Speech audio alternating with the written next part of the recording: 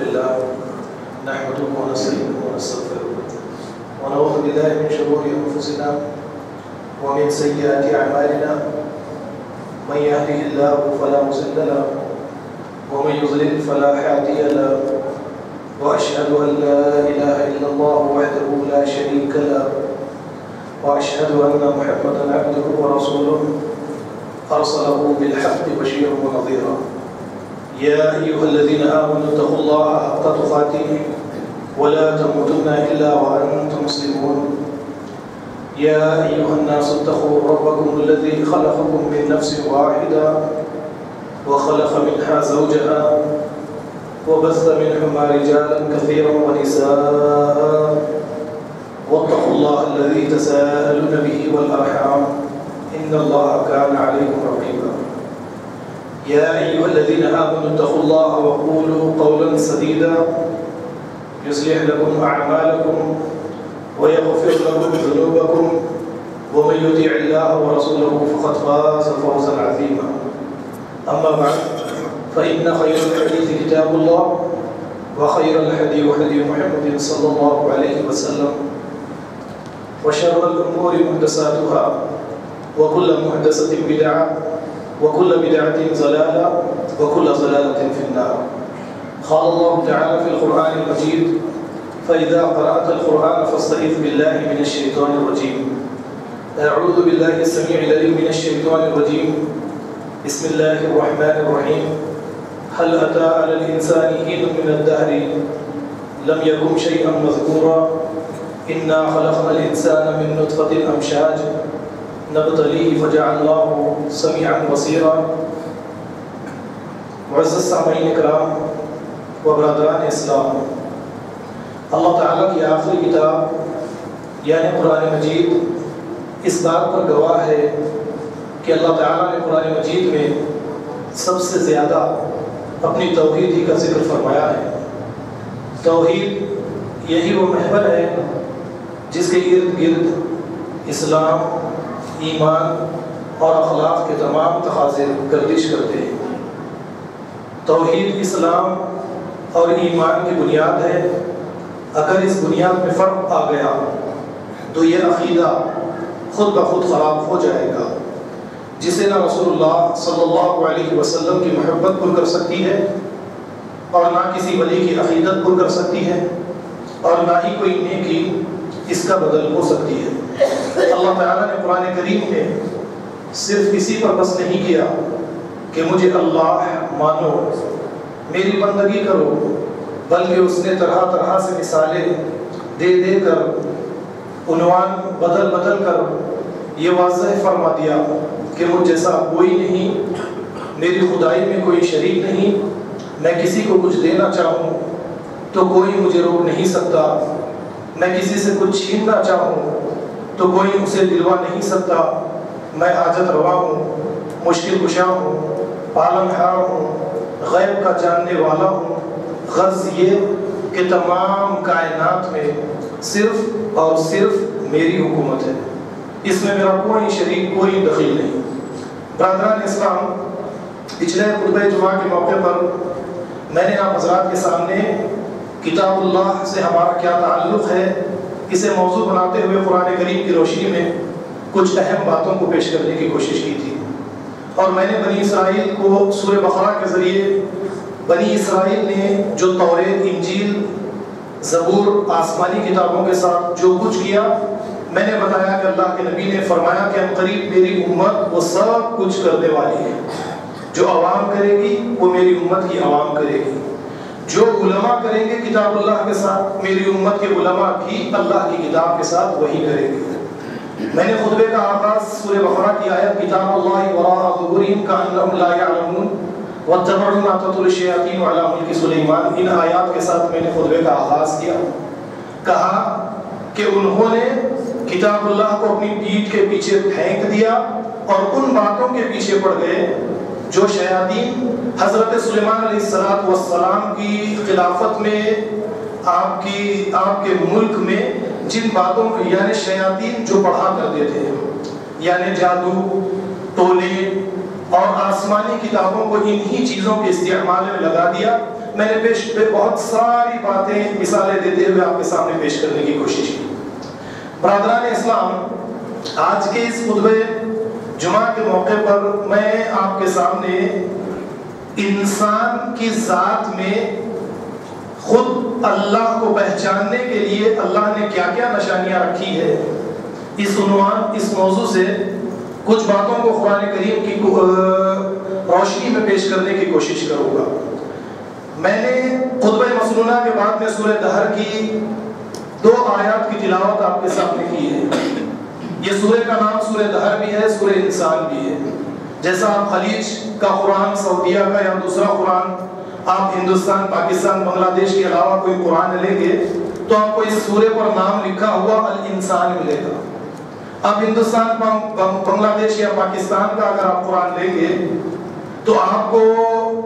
سورہ دہر کے نام سے یہ سورہ آپ کو ملے گا۔ دونوں نام اللہ کے نبی صلی اللہ علیہ وسلم سے ثابت ہے۔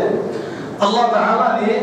اس سورے کی ابتدا جو کی ہے اس میں فرمایا هل اتى على الانسان حين من الدهر لم يكن شيئا مذكورا، کہ انسان ایک زمانے میں قابل ذکر کوئی چیز تھا ہی نہیں۔ یعنی انسان اپنی پیدائش سے پہلے والدین کے بیچ میں اس کا کوئی چرچا نہیں تھا، یا اپنی بستی یا شہر یا اپنے ملک میں اس کی کوئی ناک، کوئی تنا ہوا سینہ اس کا نہیں تھا، یعنی اس کے یہاں پر گھمنڈ نام کی کوئی گنجائش نہیں تھی۔ کوئی قابل ذکر چیز وہ دنیا میں آنے سے پہلے، اس زمانے میں آنے سے پہلے کوئی قابل ذکر چیز تھا ہی نہیں۔ پھر اللہ تعالیٰ فرماتے ہیں اِنَّا خَلَقْنَا الْإِنسَانَ مِن نُطْفَةٍ أَمْشَاجٍ، ہم نے انسان کو ایک ملے جلے پانی سے پیدا کیا۔ کس لیے پیدا کیا؟ نَبْتَلِيهِ، تاکہ اس کا امتحان لیا جائے۔ اگر غریب ہے تو اس کو غربت میں رکھ کر دیکھا جائے کہ یہ اللہ کا شکر گزار بندہ بنتا ہے یا اللہ کی ناشکری کرتے ہوئے، چوری ڈکیتی کرتے ہوئے، حلال حرام کا خیال نہ کرتے ہوئے اللہ کی حدود کو توڑ دیتا ہے، یا پھر اسے ایک معمولی نطفے سے پیدا کر کے بادشاہ بنا دے اور یہ دیکھے کہ یہ اپنی رعایا پر رحم کرتا ہے یا سختی ظلم کے ساتھ ان کا خاتمہ کرنے کی کوشش کرتا ہے۔ نبتلیہ فجعلناہ سمیعا بصیرا، اسی لیے تو اسے دیکھنے والا اور سننے والا اس انسان کو بنایا۔ تو برادران اسلام، یہ سورہ دہر کی 2 آیات ہے، جن 2 آیات کے ذریعے میں آج آپ کے سامنے انسان کی ذات کے اندر اللہ تک پہنچنے کے لیے اللہ نے کیا کیا نشانیاں رکھی ہے، یہی باتوں کو پیش کرنے کی کوشش کروں گا۔ برادران اسلام، ہم دنیا میں یہ دیکھتے ہیں کہ الگ الگ قسم کے انسان آپ کو اس دنیا کے اندر ملتے ہیں۔ کوئی دنیا کے علوم کے ذریعے، اپنی ڈگریوں کے ذریعے گھمنڈ کرتا ہے، کیوں؟ اس کے نام کے ساتھ کہیں پر ڈاکٹر لگ گیا، کہیں پر انجینئر لگ گیا، کہیں پر پروفیسر لگ گیا، اس کو کچھ ڈگریاں مل چکی دنیاوی علوم یعنی علم حاصل کرنے کے بعد میں، لیکن اصل علم اللہ کی معرفت حاصل کرنے والا علم، اب ان ڈگریوں کے بعد میں انسان گھمنڈ کرتا ہے، مال و دولت خوب ہاتھ آ گیا، غمنڈ، غرور، تکبر، اپنی ناک، اپنا سینہ، اپنا امیج، یعنی بہت ساری چیزوں کے لیے اس دنیا کے اندر جینے والا بن جاتا ہے۔ جب کسی انسان کی یہ کیفیت ہو جاتی ہے تو وہ آخرت والی زندگی کو بھول کر اس کی ساری زندگی آپ دیکھیے، صرف اس کی زندگی آپ کو دنیا رکی زندگی نظر آئے گی۔ اب اللہ تعالیٰ قرآن کے ذریعے بے شمار مقامات پر یاد دلاتے ہیں انسان کو کہ انسان جب اپنی اوقات بھول جائے کہ وہ دنیا میں آنے کے بعد میں یقیناً کچھ مال، کچھ ڈگریاں اس کے نام کے ساتھ لگ گئی تو یہ گھمنڈ کرنے لگا، تکبر کرنے لگا۔ اب اسے پیچھے کی طرف لے جایا جائے اور اسے یہ بتایا جائے قتل الانسان ما اکفر، مار ہو انسان پر، ہلاک ہو جائے انسان۔ گھمنڈ کرتا ہے، تکبر کرتا ہے، اللہ نے تجھے ایک اچھا چہرہ دیا، بہترین جسم کے ساتھ تجھے اس دنیا کے اندر بھیج دیا اور تجھے دولت دی، ایک اچھے خاندان قبیلے میں تجھے پیدا کیا، اس کے بعد میں تو گھمنڈ کرتا ہے۔ اللہ تعالیٰ کہتے ہیں قتل الانسان ما اکفر، مار ہو انسان پر، ہلاک ہو جائے انسان، من ای شیء خلقہ، کس چیز سے اللہ نے انسان کو پیدا کیا، اس بات کو بھول گیا۔ ایک من نطفہ، ایک پانی کے نطفے سے اللہ نے اے انسان تجھے پیدا کیا، اور پھر تیری پیدائش پر اگر تو خود غور فکر کرتا تو تجھے اس بات کا پتہ چلتا کہ تیری پیدائش جس پانی سے کی گئی، اس پانی میں تو ایک اکیلا نہیں تھا، بلکہ تیرے ساتھ 2.5 ملین اور کیڑے موجود تھے۔ ان تمام کے تمام کیڑوں کو ہلاک کر کے اللہ نے تیرے ایک کا انتخاب کیا، تجھے چن لیا کہ تو اس دنیا کے اندر جائے، اس لیے نبتلیہ، تاکہ تجھے آزمائش پہ ڈالا جائے، تیرا امتحان لیا جائے، یہ دیکھا جائے کہ تو اللہ کی بندگی کرتا ہے یا شیطان کی غلامی کرتا ہے، یا نفسانی خواہشات کا ایک بت کھڑا کر کے رات دن اس کی پوجا کرتا ہے، یا جس طریقے سے تجھے استعمال کرنا چاہتا ہے تو اسی طریقے سے استعمال ہوتا چلا جاتا ہے، یہی اللہ تعالیٰ دیکھنا چاہتے ہیں۔ تو برادران اسلام ذرا غور کیجئے کہ اللہ رب العالمین اتنے کیڑوں کو مار کر ایک کیڑا اس کے ذریعے، پانی کے ذریعے ہماری پیدائش فرمائے، اور پھر قرآن کریم میں یہ فرمائے وَمِنْ آيَاتِهِ أَنْ خَلَقَ لَكُمْ مِنْ أَنفُسِكُمْ وَمِنْ آيَاتِهِ أَنْ خَلَقَ لَكُمْ مِنْ تُرَابٍ، اے انسان سن، تیری پیدائش میں ہماری بے شمار نشانیاں موجود ہیں۔ ہم نے تجھے مٹی سے پیدا کیا، کس سے؟ یہ سورہ روم کی آیت نمبر 20 ہے۔ ہم نے تجھے مٹی سے پیدا کیا، من تراب ثم اذ انتم بشر تنتشرون، اور تم ایک بشر بن کر زمین پر کھڑے ہو گئے، اور اس کے بعد میں نکاح کے بعد، جوڑوں کے بعد میں اللہ تعالیٰ تمہاری نسل کو اس زمین کے اوپر پھیلاتا چلا جا رہا ہے، تم اس زمین پر پھیلتے چلے جا رہے ہو۔ یعنی یہ اللہ کی ایک نشانی ہے،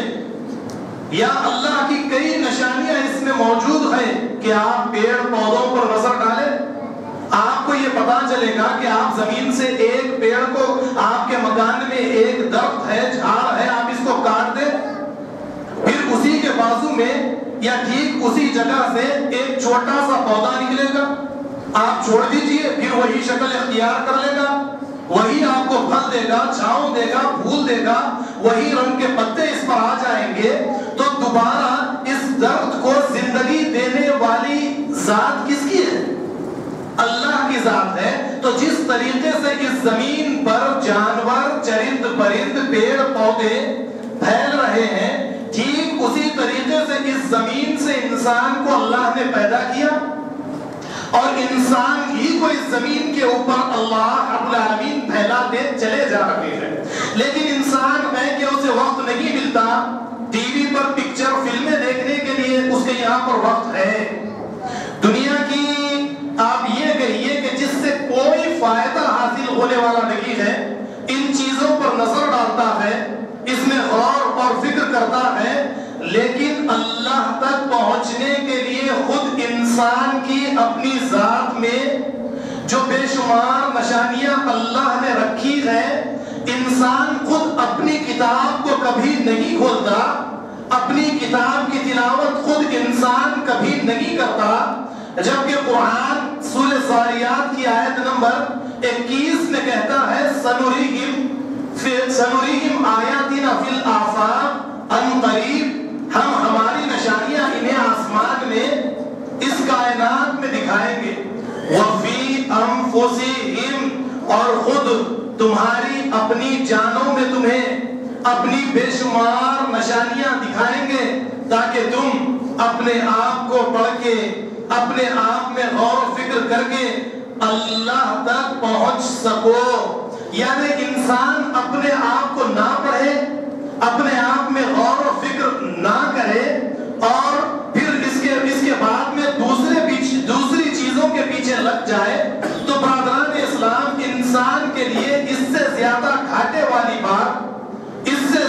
نقصان والی اور کون سی بات ہو سکتی ہے؟ آپ یہ بتائیے کہ خود اپنی ذات میں تحقیق نہ کرے اور اللہ جو چاہتا ہے کہ ایک اللہ کی عبادت ہو، اس عبادت والے راستے کو چھوڑ کر اللہ کے بندوں کے آگے کبھی اپنے اس ماتھے کو ٹکا دے،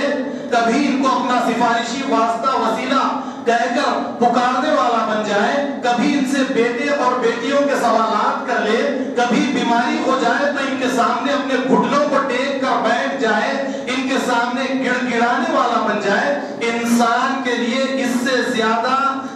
بری بات اور کوئی ہو سکتی ہے؟ برادران اسلام، اس سے زیادہ اور کوئی بری بات انسان کے لیے ہو ہی نہیں سکتی ہے۔ اللہ تعالیٰ سورہ ذاریات کی آیت نمبر 11 میں فرماتے ہیں لَيْسَ كَمِثْلِهِ شَيْءٌ وَهُوَ السَّمِيعُ الْبَصِيرُ کہ اللہ کے جیسی یعنی اللہ کے لیے کوئی مثال دے ہی نہیں سکتا، اللہ کے جیسی اس کائنات میں کوئی چیز ہے ہی نہیں۔ اللہ جیسا دیکھتے ہیں اللہ کے بندے ویسا نہیں دیکھ سکتے، اللہ جیسا سنتے ہیں اللہ کا کوئی بندہ جن فرشتہ شیطان اس طرح کی آوازوں کا سننے والا کوئی اس کائنات میں موجود ہے ہی نہیں۔ تو انسان کو اپنی ذات کا مطالعہ کرنا چاہیے، اپنی ذات میں غور اور فکر کرنی چاہیے تاکہ اللہ کی معرفت، اللہ کی ذات تک وہ پہنچ سکے اور اللہ کی ذات تک پہنچنے کے بعد میں وہ صحیح طریقے سے اللہ کی عبادت کرنے والا بن جائے۔ برادران اسلام، قرآن کریم کو آپ دیکھیے، قرآن کریم میں اللہ رب العالمین سورہ روم کی آیت نمبر 21 میں فرماتے ہیں وَمِنْ آيَاتِهِ أَنْ خَلَقَ لَكُم مِّنْ أَنفُسِكُمْ أَزْوَاجًا لِتَسْكُنُوا إِلَيْهَا تمہارے لیے یہ بھی ایک نشانی ہے، اے انسانوں سنو، تمہارے لیے یہ بھی ایک نشانی ہے کہ اللہ نے تمہارے اندر ہی سے تمہاری بیویوں کو بنایا، یعنی تمہارے جوڑے جوڑے اللہ نے پیدا کیے، لِتَسْكُنُوا إِلَيْهَا تاکہ تم ان کے پاس سکون حاصل کر سکو۔ یہ سکون اللہ نے میاں میں بیوی کے لیے، بیوی میں شوہر کے لیے یہ سکون جو ڈالا ہے اللہ نے ڈالا ہے۔ اگر ساری دنیا مل کر جیسے پچھلے یا اس سے ایک جمعہ پہلے پچھلے خطبہ جمعہ کے موقع پر سورۃ الاعراف کی میں نے آیت آپ کے سامنے تلاوت کی وَلَكِنَّ اللَّهَ أَلَّفَ بَيْنَ قُلُوبِهِمْ اللہ نے اوس اور خزرج یہ دو قبیلوں کے بیچ میں ان کے دلوں میں محبت ڈال دی ہے، اور پھر اللہ کے نبی صلی اللہ علیہ وسلم سے فرمایا وَلَوْ أَنفَقْتَ مَا فِي الْأَرْضِ جَمِيعًا اے نبی صلی اللہ علیہ وسلم آپ دنیا کی ساری دولت انسانوں میں پیار محبت پیدا کرنے کے لیے، ان کے دلوں میں پیار محبت ڈالنے کے لیے خرچ کر دیتے، ہرگز ہرگز ان کے دلوں میں پیار اور محبت آپ نہیں ڈال سکتے۔ تو برادران اسلام، میاں بیوی کے دلوں میں ایک دوسرے کے لیے محبت، ہمدردی، یہ چیز اللہ تعالیٰ ڈالتے ہیں۔ میں نے پچھلے جمعے میں بتایا کہ تعویذ گنڈے پلیتوں کے ذریعے کوئی انسان میاں بیوی کے بیچ میں محبت پیدا نہیں کر سکتا، یہ اللہ کی ذات ہے، اللہ کی قدرت ہے کہ اللہ جس لوگوں کے دلوں میں پیار و محبت کو ڈال دیتے ہیں۔ سورہ روم کی آیت نمبر 21 میں اللہ نے یہی فرمایا کہ اللہ نے لِتَسْكُنُوا إِلَيْهَا دونوں کے بیچ میں تاکہ تم سکون حاصل کر سکو۔ وَجَعَلَ بَيْنَكُمْ مَوَدَّةً وَرَحْمَةً إِنَّ فِي ذَلِكَ لَآيَاتٍ لِقَوْمٍ يَتَفَكَّرُونَ دیکھو پیار محبت کو اللہ نے ڈال دیا، غور اور فکر کرنے والوں کے لیے اس میں اللہ کی بے شمار نشانیاں موجود ہیں۔ یہ بھی ایک راستہ ہے اللہ کی ذات تک پہنچنے کے لیے، یہ بھی ایک ہدایت ہے اللہ کو سمجھنے کے لیے۔ اس طریقے سے انسان اپنی ازدواجی زندگی میں بھی غور و فکر کرے گا تو اللہ کی بے شمار نشانیاں کھل کر انسان کے سامنے آئیں گی، اور وہ اس طریقے سے یہ نہیں کہہ سکے گا کہ مجھے پیدا کرنے والا اس دنیا میں کوئی نہیں ہے، میں خود بخود اس دنیا کے اندر آ چکا، اور یہ کائنات میں جتنی چیزیں یہ تمام کی تمام ایک دھماکے کے بعد میں وجود میں آ گئی، وہ ہرگز یہ نہیں کہہ سکتا۔ اس کی کاریگری، اس کا رنگ، پھر اس پر جو انجینئرنگ جو ہے، آپ اس پر نظر ڈالیں، آپ کو پتا چلے گا کہ کوئی خالق ہے، اسی لیے تو انسان وجود میں آیا۔ اور پھر انسان کا اس دنیا میں آنے کے بعد میں آپ ذرا غور کیجئے کہ جیسے قرآن کہتا ہے انسان دنیا میں آنے کے بعد میں آزاد ہے، وہ جس طریقے سے چاہے زندگی گزار سکتا ہے، لیکن برادران اسلام جیسا کہ قرآن کریم کہتا ہے، قرآن کریم میں اللہ رب العالمین نے سورہ مومنون کی آیت نمبر 12 میں سورہ مومنون کی آیت نمبر 12 میں فرمایا وَجَعَلْنَا فِي قَرَارٍ مَكِينٍ، جو فرمایا یعنی نطفے کو ہم نے ماں کے پیٹ میں پہنچا دیا۔ اب آپ ذرا غور کیجئے کہ جب یہ نطفہ ماں کے پیٹ میں گیا تو اس کے بعد میں وہ کون سا انسان ہے جس نے اللہ سے یہ کہا کہ اے اللہ مجھے چہرہ ٹرائنگل چاہیے، اسکوائر چاہیے، راؤنڈ چاہیے، مجھے گورا بنائیے، مجھے کالا بنائیے، یا اس طریقے کی یعنی کاریگری کا جو آغاز ہے اس میں کس نے اللہ سے مطالبہ کیا؟ اور جیسا کہ میں نے بتایا کہ 2.5 ملین کیڑوں میں سے اگر تمام کے تمام کیڑے بااختیار ہوتے تو سب کے سب لڑائی جھگڑا کرتے، اللہ سے کہتے کہ اے اللہ اسے مار دیجئے اور مجھے دنیا میں بھیجئے، اے اللہ میرا چہرہ اس طریقے کا آپ بنائیے، میرا خط ایسا ہونا چاہیے، میرا سینہ اتنا چوڑا ہونا چاہیے، میری ناک کھڑی ہونی چاہیے، میرے آنکھ ایسے خوبصورت چاہیے، مجھے اس طریقے کے ہونٹ چاہیے۔ کیا اللہ نے کسی کو اس طریقے کا اختیار دیا؟ جو دنیا میں جو اختیارات انسان کو دیے گئے وہ اختیارات کیا ماں کے پیٹ میں انسان کو دیے گئے؟ اللہ کی کاریگری میں کوئی شریک نہیں ہے۔ کوئی اللہ سے یہ نہیں کہہ سکتا کہ مجھے یہ چاہیے، مجھے اتنی زندگی چاہیے، مجھے اس گھرانے میں پیدا کرنا چاہیے، مجھے کیوں کسی فقیر کے یہاں پر بھیجا جا رہا ہے، مجھے کسی بادشاہ کے محل میں پیدا کیا جانا چاہیے، مجھے مرد بنایا جائے، مجھے عورت نہ بنایا جائے۔ کوئی اس طریقے کا مطالبہ اللہ سے کر سکتا ہے؟ نہیں کر سکتا۔ اللہ نے فرمایا یخلقکم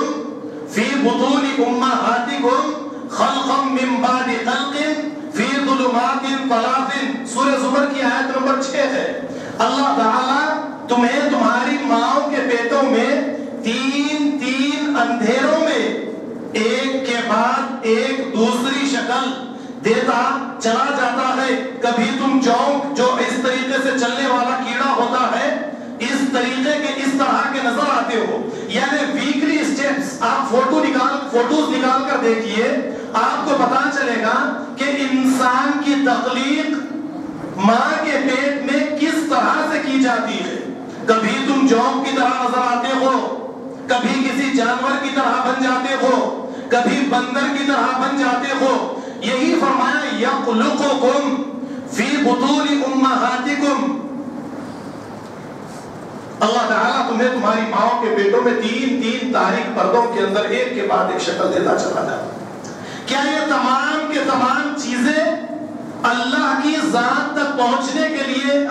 یعنی ہمارے لیے کافی ہے یا نہیں ہے؟ آپ بتائیے۔ اور یہاں پر سورہ مومنون کی آیت نمبر 12، 13، 14 میں فرمایا کہ من فی قرار مکین ثم خلقنا النطفة علقة، نطفے کو کیا بنایا؟ لوتھڑا بنا دیا۔ فخلقنا العلقة مضغة، لوتھڑے کو بوٹی بنا دیا۔ فخلقنا المضغة عظاما،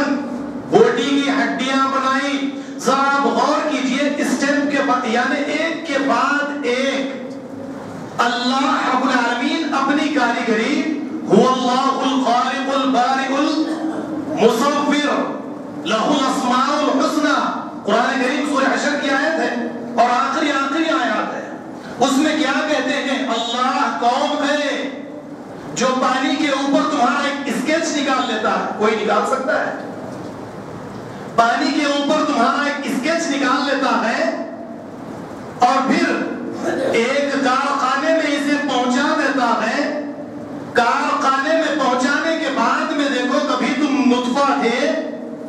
لوتھڑا بنے، اسی کی بوٹی بنائی گئی، پھر اسی کی ہڈیاں بنائی گئی، فَكَسَوْنَ الْعِظَامَ لَحْمًا، پھر ان ہڈیوں پر ہم نے گوشت چڑھایا، ثُمَّ أَنشَأْنَاهُ خَلْقًا آخَر، پھر تجھے اے انسان ایک دوسری ہی مخلوق بنا کر اس دنیا کے اندر بھیج دیا۔ برادران اسلام ذرا غور کیجئے، ہم قرآن کریم میں غور نہیں کرتے،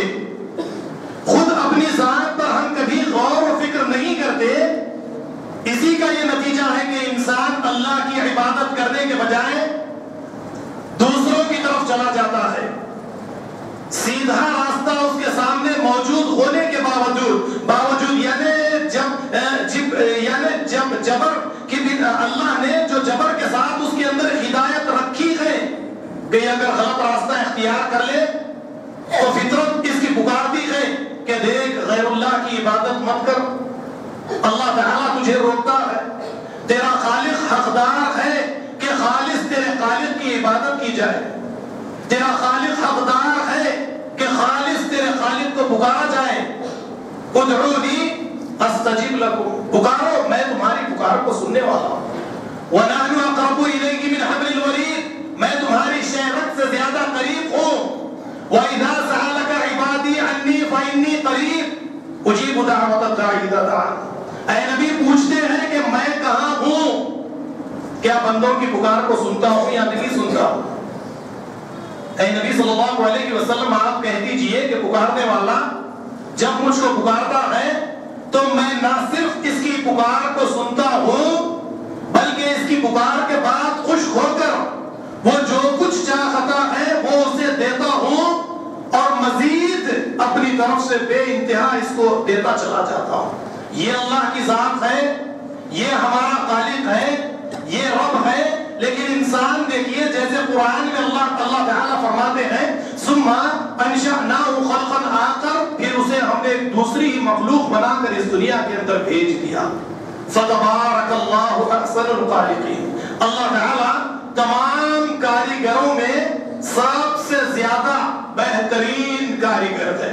برادران اسلام، جیسا کہ میں نے پہلے بتایا کہ کس انسان نے یہ مطالبہ کیا تھا کہ مجھے ایسا چہرہ چاہیے، اگر ایسی بات ہوتی کہ پیدائش سے پہلے مادر رحم میں اس بات کی اجازت دی جاتی تو یقیناً ہم اس دنیا کے اندر آ ہی نہیں سکتے۔ جو ہمارے ساتھ اور بے شمار کیڑے تھے یہ ہم کو دنیا میں آنے کی نہیں دیتے، آپس میں ایک دوسرے سے لڑائی جھگڑا کر کے ہمیں ختم کر دیتے،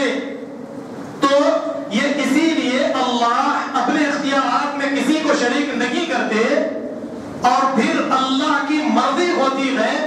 کہ جسے چاہے ماں کے پیٹ میں جتنے دن جتنے مہینے چاہے ماں کے پیٹ میں رکھے، جیسے قرآن سورہ حج کی آیت نمبر 5 میں اللہ نے فرمایا وَنُقِرُّ فِي الْأَرْحَامِ مَا نَشَاءُ إِلَىٰ أَجَلٍ مُّسَمًّى، ہماری مرضی، ہم جسے چاہے ماں کے پیٹ میں 7 مہینے رکھیں، جسے چاہے 9 مہینے رکھیں،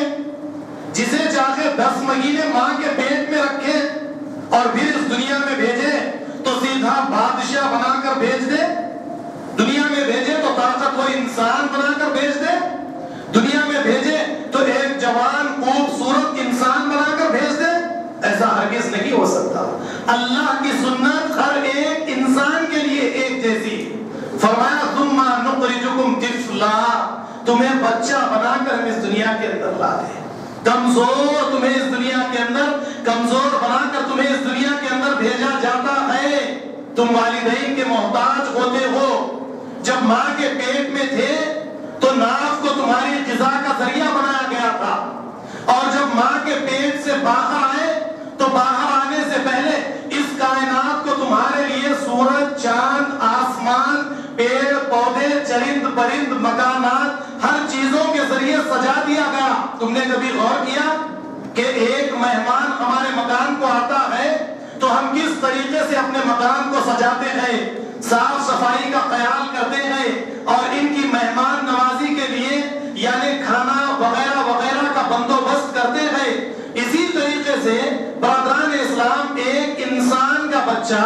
یا ایک جانور کا بچہ یا ایک ہاتھی یا ایک چھوٹی سی مخلوق چمٹی کا بچہ اس دنیا کے اندر آتا ہے تو اللہ تعالیٰ ساری کائنات کو اللہ نے اس ایک مخلوق کے لیے سجا دیا ہے. ہم اس کے بارے میں غور و فکر نہیں کرتے. یعنی انسان کو اس دنیا میں بھیجنے سے پہلے اس دنیا کو کیسی زینت دی گئی, کس طریقے سے سجایا گیا, اللہ کی کیا کیا ہمارے اوپر مہربانیاں ہیں, کیا کیا ہمارے اوپر احسانات ہیں, ہم غور و فکر ہرگز نہیں کرتے. فرمایا ثم نخرجکم طفلا, ماں کے پیٹ میں تو ناف کے ذریعے تمہارے کھانے پینے کا بندوبست کر دیا گیا. ماں کے پیٹ سے جب تم بچپن کی حالت میں اس دنیا کے اندر آئے, ووضعته كرها حملته امه وهنا على وهن, اللہ نے فرمایا تکلیف سے ماں نے بچے کو جنم دیا اور پھر اس کے بعد دودھ کو اس کی غذا کا ذریعہ بنا دیا گیا. کیا میں نے کہا تھا, آپ نے کہا تھا کہ اے اللہ میرے منہ میں دانت نہیں ہے, سخت چیز میرا معدہ برداشت نہیں کر سکتا, مجھے نرم غذا چاہیے, آسانی سے وہ ہضم ہو جائے, میرے پیٹ سے آسانی کے ساتھ خارج ہونے والی غذا کا بندوبست کیجئے. ماں کے سینے سے دودھ نام کی کوئی چیز میرے لیے, ایسی غذا میرے لیے آپ رکھ دیجئے. یا میری اور ہماری پیدائش سے پہلے کسی ولی نے, کسی بزرگ نے, کسی پیغمبر نے اللہ سے التجا کی کہ اس انسان کے لیے یہ چاہیے, یہ آنے والے دور میں بادشاہ ہونے والا ہے, یا یہ فقیر کے گھر میں پیدا ہونے والا ہے. برادران اسلام, یہ تمام کی تمام باتیں بیکار باتیں ہیں. اسی لیے انسان کو خود اپنی ذات میں غور اور فکر کرنا چاہیے تاکہ اللہ کی ذات, اللہ کی قدرت, اللہ کی صفات, اللہ کے اختیارات جو ہے وہ بندوں کے سامنے کھل کر سامنے آئے اور وہ اللہ کی ذات کو پہچان کر اپنے ماتھے کو اللہ کے آگے ٹکا دے اور کہے ربنا ما خلقت هذا باطلا سبحانك فقنا عذاب النار, کہ اے اللہ آپ نے کسی چیز کو کھیل اور تماشے کے طور پر نہیں بنایا ہے, آپ کی ذات پاک ہے اے اللہ. تو برادران اسلام فرمایا فَكَسَوْنَا الْإِزَامَ لَحْمَا فَتَبَارَكَ اللَّهُ أَحْسَنُ الْخَالِقِينَ. سنو, اللہ تعالی تمام کاریگروں میں سب سے زیادہ بہترین کاریگر ہے. یہ سورہ مومنون کی آیت نمبر 12, 13 اور 14 تھی جو میں نے آپ کے سامنے پیش کی ہے. تو برادران اسلام اس طریقے کا مطالعہ ہم نے کب کیا بتائیے. میں اگر آپ کو یہ کہوں کہ میرے سر کا ایک بال اس دنیا کی ساری دولت سے زیادہ قیمتی ہے تو شاید کوئی یقین کرے, کوئی یقین نہ کرے. یا میری انگلی کا ایک ناخن جو ہے یہ دنیا کی ساری دولت سے زیادہ قیمتی ہے. یقیناً برادران اسلام یہ قیمتی ہے. آپ ذرا غور کیجئے کہ اللہ رب العالمین نے جیسے سورہ مومنون میں یہ فرمایا کہ فَتَبَارَكَ اللَّهُ أَحْسَنُ الْخَالِقِينَ, اللہ تعالیٰ تمام کاریگروں میں سب سے زیادہ بہترین کاریگر ہے. اب آپ انسانوں پر غور کیجئے کہ انسان کی بناوٹ کیسی ہے. چہرہ سب سے اوپر, پیشانی کے نیچے 2 آنکھ اور اس کے ذرا سا نیچے ایک ناک, اس کے نیچے منہ اور اس کے اندر ایک زبان. برادران اسلام, دنیا کے انجینئروں کو ایک جگہ پر آپ جمع کر لے, ان سے مشورہ کرے کہ دیکھو آنکھ یعنی انسان کی آنکھ کہاں پر ہونی چاہیے, تو آپ کو بے شمار الگ الگ مشورے آپ کو ملیں. کوئی کہے گا کہ ایک پیچھے آنکھ لگنی چاہیے, ایک سامنے آنکھ لگنی چاہیے تاکہ میں پیچھے کا بھی دیکھ سکوں, سامنے سے بھی دیکھ سکوں.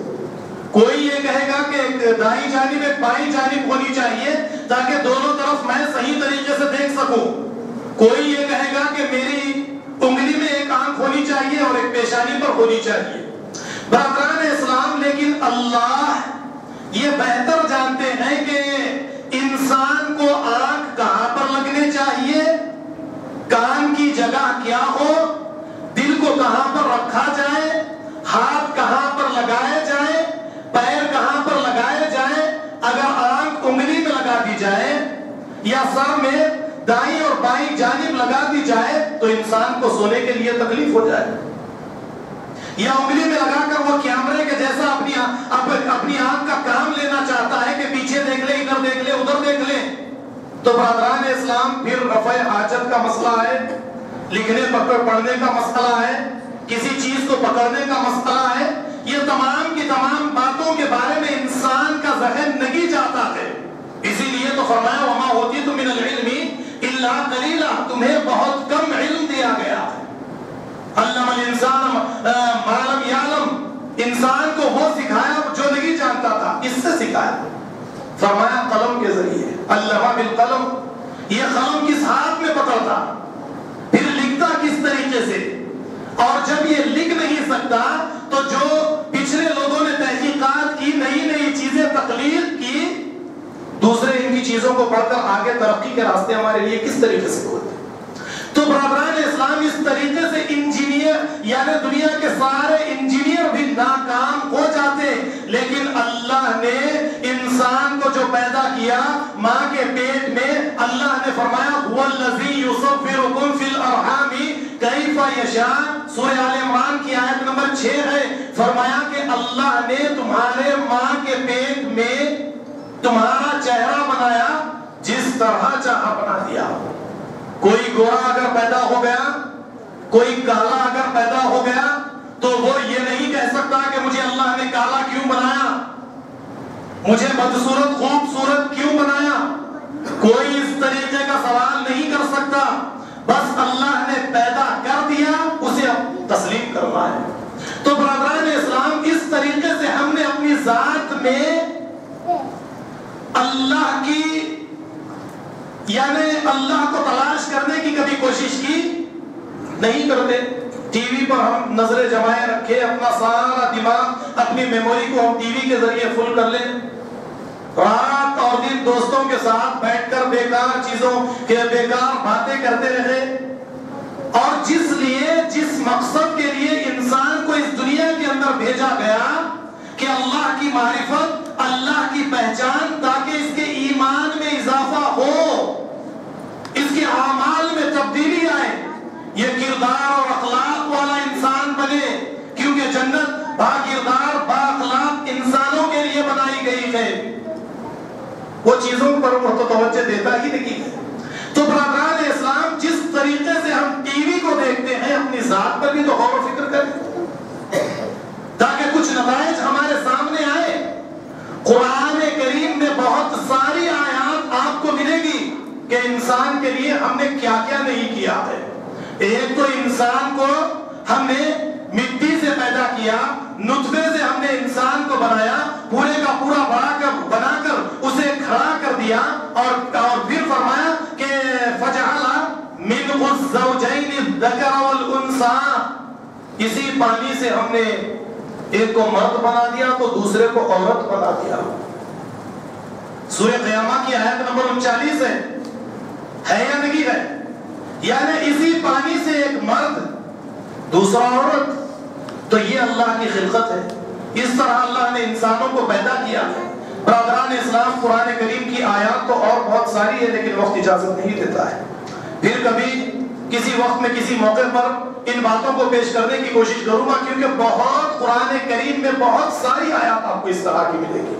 ہمیں قرآن کریم کا مطالعہ کرنا چاہیے۔ بار بار یہی کہتا ہوں کہ اللہ کی جس طرح قرآن ایک کتاب ہے، کائنات بھی ایک دوسری کتاب ہے، انسان خود ایک کتاب ہے، انسان خود اپنا مطالعہ کرے، اپنے آپ کو دیکھے، اپنی ذات کے ذریعے اپنے خالق کو تلاش کرنے کی کوشش کرے، لیکن انسان نہیں کرتا۔ تو برادران اسلام میرا زیادہ زور یہی ہوتا ہے کہ جب کبھی انسان بھٹک جاتا ہے، جیسے آپ بینک میں چلے جائیں، اے ٹی ایم مشین پر کچھ غلطی ہو جائے تو فوراً وہ اسکرین پر کیا دیتا ہے، مین مینو کی طرف لوٹ جائے۔ ہم بھی دنیا میں آنے کے بعد بھٹک گئے، دنیا کی دولت کو دیکھ کر اللہ، یعنی اللہ کی عبادت، اللہ کا راستہ، اللہ کا مقام، یہ ساری چیزوں کو بھول گئے۔ قرآن کہتا ہے قتل الانسان ما اکفر من ای شیء خلق، قرآن پلٹا کر آپ کو پھر آپ کی اصلیت کی طرف، میری اصلیت کی طرف، ہماری اصلیت کی طرف لے کر چلا جائے۔ مار ہو، ہلاک ہو جائے، کس چیز سے تجھے اللہ نے پیدا کیا ہے۔ تو برادران اسلام میں اپنی باتوں کو یہیں پر ختم کروں گا اور اللہ تعالیٰ سے دعا کرتا ہوں کہ جو کچھ بھی کہا گیا ہے اللہ تعالیٰ سارے مسلمانوں کو اس کو سمجھنے والا بنائے، دوسروں کو سمجھانے والا بنائے۔ وآخر دعوانا ان الحمدللہ رب العالمین۔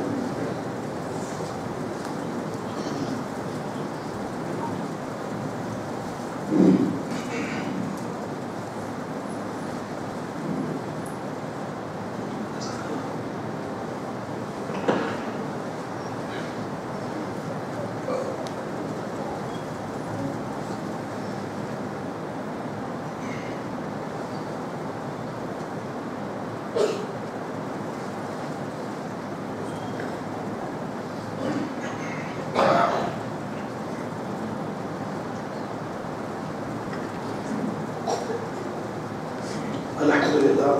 نحمده ونستعینه ونستغفره ونعوذ باللہ من شرور انفسنا ومن سیئات اعمالنا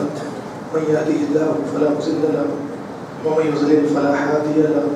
واشهد ان لا اله الا الله وحده لا شريك له واشهد ان محمدا عبده ورسوله ارسله بالحق بشيرا ونذيرا ان الله وملائكته يصلون على النبي يا أيها الذين آمنوا صلوا عليه وسلموا تسليما اللهم صل على محمد وعلى آل محمد كما صليت على إبراهيم وعلى آل إبراهيم إنك حميد مجيد وبارك على محمد وعلى آل محمد كما باركت على إبراهيم وعلى آل إبراهيم إنك حميد مجيد عباد الله واتقوا الله إن الله يأمر بالعدل والإحسان وإيتاء ذي القربى وينهى عن الفحشاء والمنكر والبغي يعظكم لعلكم تذكرون واذكروا الله يذكركم وادعوه يستجب لكم ولذكر الله تعالى أكبر